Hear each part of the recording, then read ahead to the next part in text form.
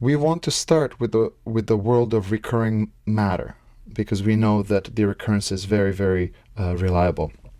Within those, we have everlasting compounds and atoms.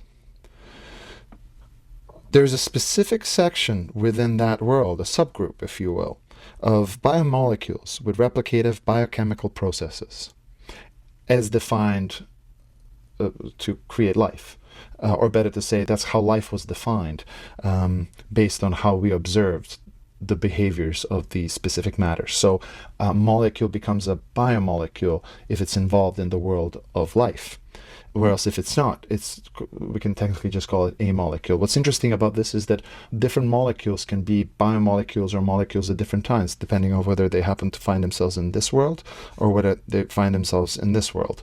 And certain atoms and molecules will never mix with biomolecules, but by and large, many of them are floating in and out. But the system of life remains independent and solid. And the reason why it's of significance for us is that life actually replicates its own entities that it itself emerged, which technically is a chicken and egg situation already. Similar chicken and egg situation happens pretty much on every layer of different emergences that happen. Sometimes it's hard to tell what started first, whether it was the chicken or whether it was the egg.